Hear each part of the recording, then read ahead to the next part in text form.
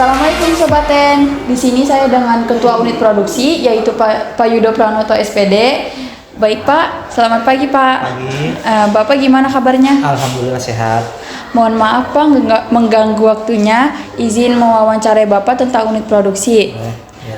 Baik, lanjut ke pertanyaannya saja ya Pak. Oke. Tujuan dibangunnya unit produksi ini untuk apa ya Pak? Tujuan unit produksi bukan dibangun ya, lebih kepada sebenarnya sudah ada program dari kementerian sebenarnya. Jadi di setiap SMK itu memang harus ada unit produksi dan bisnis center. Jadi pada dasarnya tujuan unit produksi dan bisnis center di SMK 10 itu adalah salah satu wahana sebenarnya. Wahana untuk praktek siswa secara langsung, yang dimana siswa tersebut nantinya bisa menghasilkan suatu produk. Karena kan kalau berbicara produk di SMK 10 kan dibagi menjadi dua produk nih. Ada produk yang berupa barang, ada produk yang berupa jasa. Iya.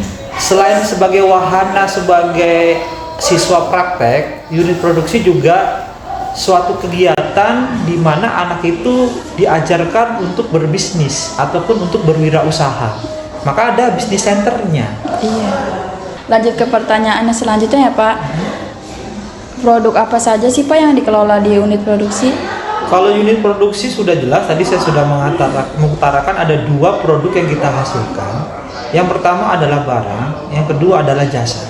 Tergantung kompetensi jurusan yang praktek di sini. Kalau kompetensi keahliannya memang menghasilkan jasa, ya kita hasilkan jasa. Kalau kompetensi keahliannya menghasilkan produk barang yang dihasilkan, maka kami juga akan mengajarkan anak-anak untuk praktik yang dimana bisa memproduksi suatu barang. Nah, sekarang sebagai contoh, ini kan kamu jurusan multimedia ya? Iya Pak. Kalau kita lihat multimedia, produk yang dihasilkan itu adalah barang. Artinya ada produk fisik yang harus dihasilkan. Maka siswa-siswa yang praktek di unit produksi itu nanti akan diajarkan bagaimana membuat suatu produk yang sesuai dengan keahliannya. Contohnya adalah multimedia. Salah satu contoh hasil produk yang bisa dihasilkan oleh multimedia adalah glassbook ataupun cetak digital, sablon digital ataupun name tag dan ID card yang berhubungan dengan percetakan. Itu bisa dilakukan di unit produksi yang dipraktekkan langsung oleh siswa-siswa jurusan multimedia. Barang-barang yang dicetak itu, tadi saya bilang, karena ini bukan hanya sebagian praktek, tapi ini unit produksi juga ajang sebagai kegiatan untuk berwirausaha. Barang-barang yang sudah dihasilkan oleh keahlian jurusan, contohnya ada multimedia, contoh mereka memproduksi MOOC umpamanya. Hasil produksinya itu harus bisa dijual. Artinya selain mengajarkan praktek membuat MOOC-nya, tapi hasil produknya itu harus bisa menghasilkan nilainya, harus bisa dijual. Gitu. Oh iya. Baik, ke pertanyaan yang terakhir, kira-kira apa dampak positifnya bagi siswa yang praktek selama unit produksi berjalan ya Pak? Satu, dampak positifnya adalah siswa yang tidak terbiasa menggunakan alat lebih paham lagi, karena ketika dia praktek di unit produksi benar-benar real, dia bisa mencetak ataupun membuat sesuai dengan kompetensi keahliannya. Kedua, anak-anak yang biasanya hanya praktek di kelas, mereka hanya sekedar belajar, tapi kalau di unit produksi benar-benar diajarkan sesuai dengan SOP yang ada di tempat kerja nantinya. Artinya memang simulasinya di unit produksi itu simulasi di tempat kerja. Contoh kayak kehadiran, kedisiplinan, kan paling penting itu.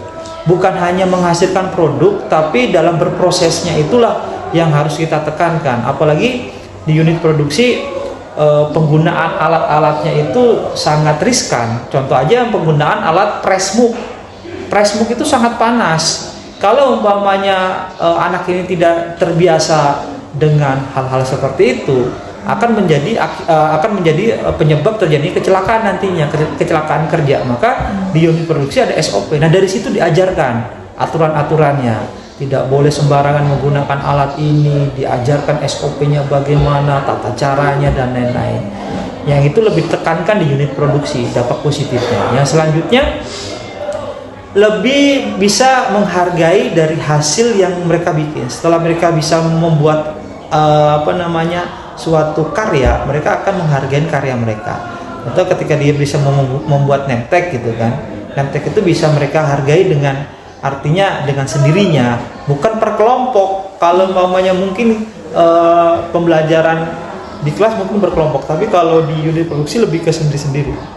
Jadi satu siswa itu harus bisa menguasai keahliannya sendiri, harus bisa menghasilkan produknya sendiri.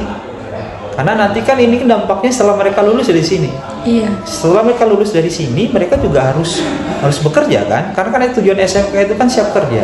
Nah, ketika mereka bekerja, kalau mereka tidak pernah praktek langsung sesuai dengan real seperti pekerja, maka mereka akan kaget nantinya. Maka disimulasikan dulu di unit produksi. Maka dampak positifnya itu mereka punya pengalaman lebih. Kalau hanya sekedar belajar mungkin terbatas karena kan waktu ini.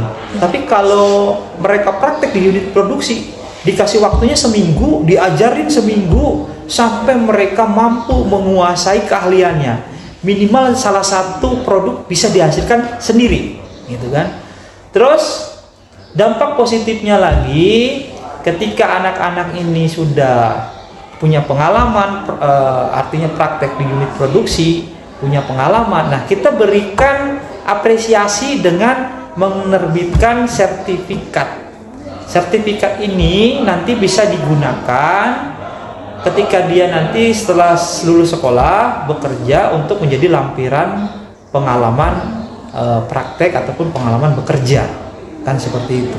Karena yang dibutuhkan kan legalitas dari sertifikat itu. Karena insya Allah kedepannya, kalau kemarin contoh di jurusan akuntansi kita sudah bekerja sama dengan Bank BTN, artinya ada teaching factory ya.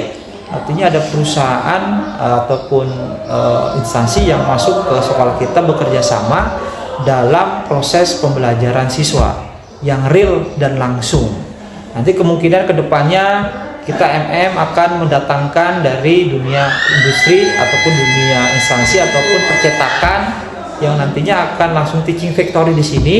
Kita datangkan orang-orang yang benar-benar pekerja yang sudah berpengalaman untuk mengajarkan anak-anak pengalaman di sini. Itu tujuan kita ke depannya. Artinya dari akuntansi aja udah positif. Jadi anak-anak ini sudah real